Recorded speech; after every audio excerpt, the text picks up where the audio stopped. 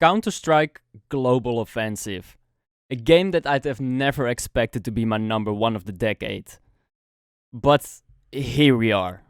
I've never really been a first-person shooter kind of guy, or a shooter guy in general. Gears of War, Halo, Destiny, Call of Duty, you name it. I simply don't care enough about the gameplay to be interested for more than a single week. I usually find myself playing games that are story focused, something that I can really get invested in and play for 5 hours at once. All you do in these shooters is play the same maps over and over again with a single objective. Kill this person, kill the next person, then another person, etc, etc. It's repetitive, boring, demotivating, and it doesn't keep my attention for long enough. And I know what you're thinking right now. In theory, CSGO isn't any different. CSGO is pretty easy to understand, even if you've never seen any of it anywhere. Just go watch a single match of a major or something and you understand what's going on. CSGO is a first-person shooter where you play against each other in 5v5 matches. You either start as a terrorist, which has to plant a bomb on A or B side, or you start as a counter-terrorist where you have to defuse the bomb. If all 5 people on your team die or the bomb blows up, then a counter-terrorist loses and vice versa for the T side. The first team to reach 16 rounds wins, unless it's a draw at 15-15, and in matchmaking that basically ends the match in a draw. I mean, I could talk about other platforms such as Faceit, etc, which go to overtime and blah blah blah until there is a winner, but that's not important for this video. Each half contains of a max of 15 rounds, but if you're down 14-1 after your T side, the chances of getting a full 15 rounds on the other half are slim.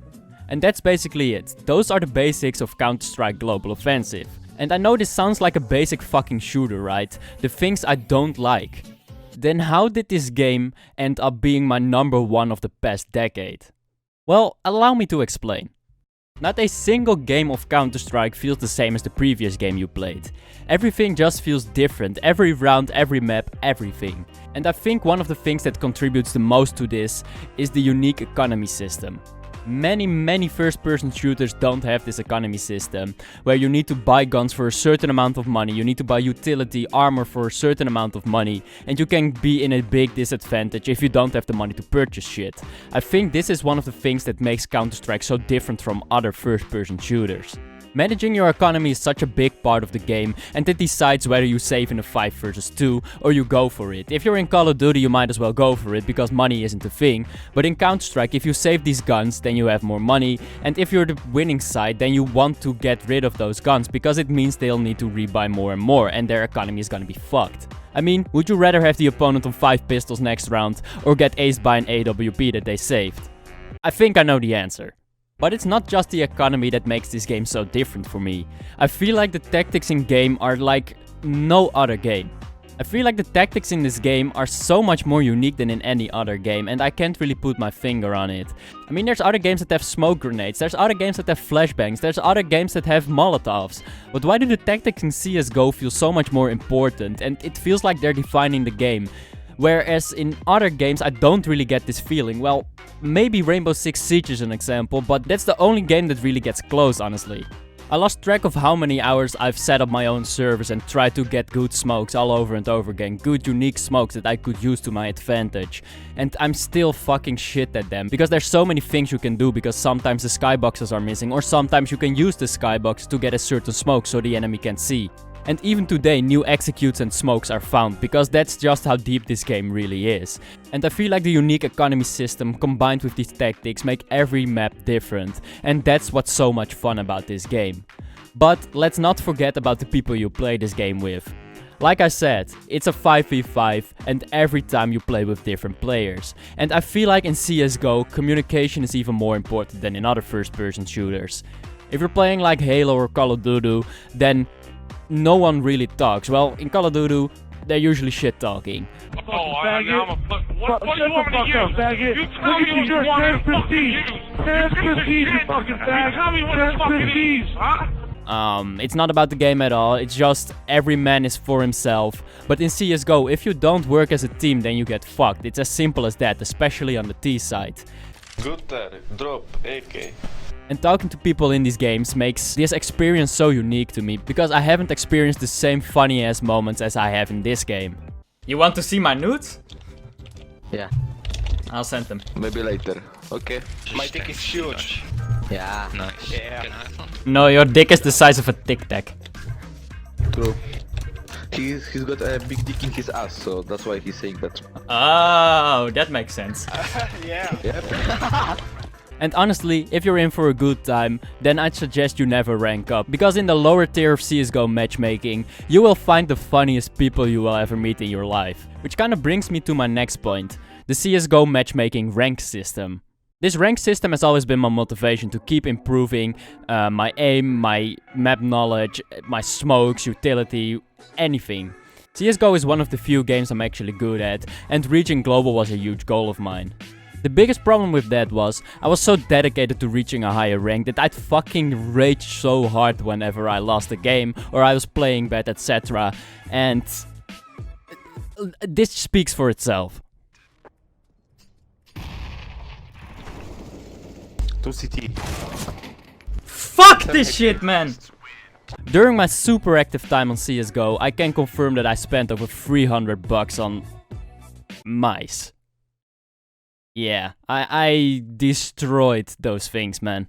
But prestige isn't the only reason why you would want to rank up. Like I said, in the lower tiers there's a bunch of funny people and nobody really cares about the gameplay. But once you rank up, every tier, it feels like people are more serious, they're more focused on gameplay. But that has a downside as well, because if you fuck up, then there's a bunch of Russians flaming you for about 20 rounds. And that's not fun. I can confirm. What I'm trying to say is, there's tiers for every player. If you want to play for fun, there's tiers for you, the lower tiers. If you want to play more serious and focus on gameplay, then well, just rank up, stop being shit, man. But if you're bored of matchmaking, then don't worry. There's a bunch of shit to do outside of regular matchmaking. There's deathmatch, there's casual, there's practicing against bots. But the real fun begins when you enter the community servers. Most of the community servers are basically for warming up before your matches. They're either using an existing map and they're rotating through different game modes, headshot only, ops only, AKs only, pistols only, etc. Or they have their own unique maps where you can practice weapons of your choice. But if you want to relax for a bit while also improving your movement, you can join these surf maps. And basically what you do here is you platform from point A to point B. And I know this sounds pretty easy, but I still can't figure out how to do it. But honestly, that's still pretty basic. It's just for training your aim and movement. The Steam Workshop is even better. The Counter-Strike Steam Workshop literally has everything. You have workshops where you can change your crosshair, you have workshops where you can change your weapons. If you want to buy a new skin, you can check what it looks like. You have horror maps, you literally have everything, up to a point where it doesn't even look like Counter-Strike anymore. There's just so much to do outside of the regular game. But all of this shit wouldn't be there, and this game wouldn't have blown up as much as it did without a certain aspect of CSGO. Weapon skins, stickers, and everything you can purchase to basically customize your profile. Where do I even begin? I fucking love CSGO skins. I love it when my weapons look amazing. Ever since I purchased CSGO, I think I spent over 2,000 euros in skins, which I deeply regret, but I also don't, because I had so much fun with it. Currently my inventory is worth about, I don't know, 500 bucks, and there's a reason for that, because I used to have a lot more. Back in 2015-2016, gambling on CSGO was huge, like fucking huge. I mean, you've probably read about the scandals with CSGO Lotto. I personally was gambling a lot on CSGO Rain. I spent a bunch of time on CSGO Empire. And you 100% heard of the famous Twitter message from Valve to OP skins. Hello, I'm a lawyer from Valve. Shut your fucking business down. That was a legendary moment, man. I used to spend a bunch of time on these sites sniping pots where I wanted to have the biggest chance to win the entire pot. And eventually I won a bunch, but then I got greedy and I lost multiple knives over time. And don't get me wrong, these knives are worth like 60 to 200 bucks and I lost it all. Except for, well, the 500 bucks I have left right now. Was it a waste of money? Most definitely. Do I care? Fuck no. But let's not forget my most noticeable moment in CSGO gambling. Here in slot number 2 is my precious new gut knife. And I really fucking love it. Just look at this shit, man. It's so fucking pretty. Yeah, I really fucking love my knife. It's like the knife I've always wanted. So, yep. So 103 plus 25 is 128 plus 78 is over $200 lost to this scam. And I don't know why I fell for it. I feel so fucking stupid falling for that shit. Not gonna lie, that shit fucking hurt. Anyway, I do wonder why I care so much about skins in this video game and not in any other video game. In my opinion, these skins look so much better than any skin in any other video game. It just stands out so much compared to skins in other games where you don't really even notice until someone mentions it. Like the knives, the weapons, the shiny ass colors that just stand out against the background. It's fantastic to me, and even though it's a waste because it's just a bunch of pixels, I will never regret spending money on skins in this game. But now you're probably like, okay, these skins are nice and all, but you need to pay money for them. Well, that's not exactly true. Whenever you complete a deathmatch or a casual match or a regular match, you can get these drops. And those aren't good weapon skins, those are pretty shit, like they're 3 cents on the Steam market. But at least you can get weapon skins and kind of customize your inventory that way. But that's not the only way to get skins, which brings me to my next point, the Counter-Strike developers. Every year to 2 years they release these operations, and these are comparable to the Battle Pass in Fortnite. I wanted to give that as an example because you're probably more familiar with that. You can buy this operation pass for like $10 I think, and then you can do these missions. These missions give a bunch of points and you can work towards a diamond coin which you can display on your profile and people can see it during matches or in your showcase on your Steam profile. But that's not the only thing. These operations usually have their own unique weapons, and if you buy this quote-unquote battle pass for $10, you can get a bunch of weapons that are worth way more and you can get your money back and maybe even more. All you have to do is play the missions, complete the maps, etc. and you can get unique drops, and I think even with leveling up you can get a guaranteed drop, so you always get something in return. And not only is this fun and different from the usual matchmaking gameplay, it's also an incentive to keep playing, because you can get some cool shit out of this, I'm not gonna lie. Like, I've gotten an AK hydroponic out of this, which was worth like 25 to 50 bucks at the time, and I only paid 10 bucks. That's stonks, if I've ever seen one. But it's not like these devs are really good with updates though. Up until like 1 year ago, these devs were terrible with communicating with their community. And even though they are communicating more frequently now, their decisions have impacted the gameplay a bunch.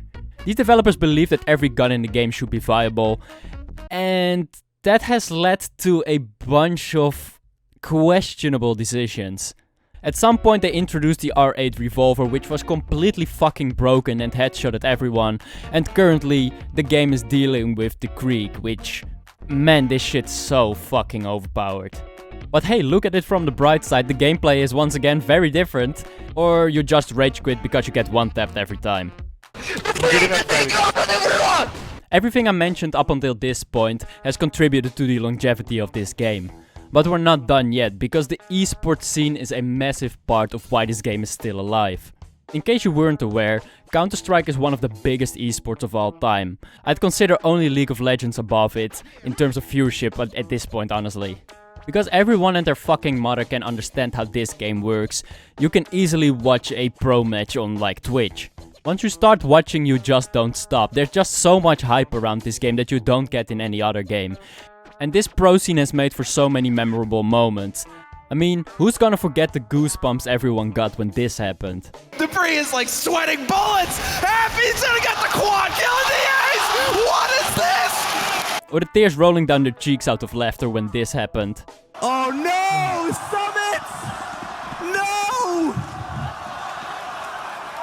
Or even the stuff that had nothing to do with what was happening in-game.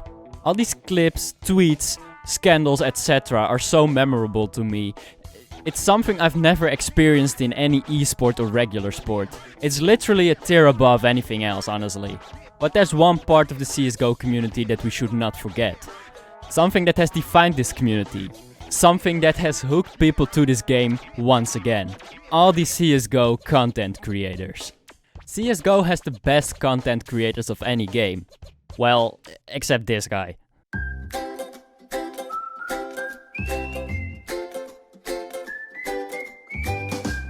Yo, what's going on guys, Zun here, and today I'm Overwatch banned. So basically I either got false Overwatch banned or I just got a second grief ban. I sure do wonder why they banned you.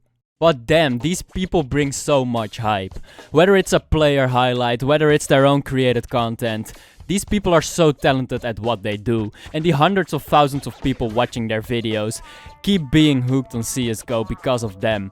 And I can't thank them enough because I enjoy their content so much. And whenever I watch their videos, I log into Steam and start CSGO. So it's not something I'm speculating, it's something I do myself. And even though I'm no super stidham, I got a bunch of content out of it as well, which I'm not too proud of.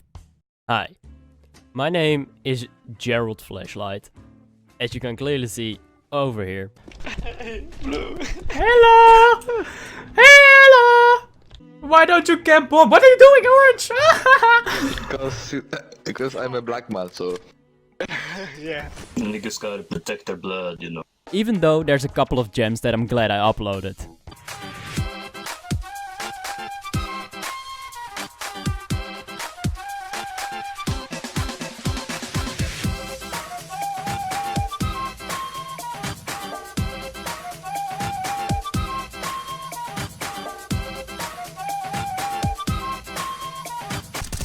What the fuck? Oh my god. All in all, even though I'm satisfied enough with this video, I feel like I wasn't convincing enough as to how good this game is. Ever since I bought the game, I invested more than 2,000 hours in it, and honestly it would have been more if I wasn't busy with doing other things, such as doing YouTube videos, having friends, fucking working my ass off at university, etc. And if you sum up all of the hours I watched the pro scene, it's probably 5,000 to 6,000 hours or even more. This game has defined my decade in a way that I considered impossible, and I can only applaud and thank everyone and everything surrounding this game for making this such an experience, and even though this game was released 8 years ago, I'm nowhere near bored of it. Counter-Strike Global Offensive is my game of the decade, and you can't change my mind on that one. That being said, thanks for watching, leave a like rating if you enjoyed, subscribe if you enjoyed it even more, and I'll see you in the next video. Later. Yeah. My town raised me, I'm still here wavy. Never got rich, so the money can't make me.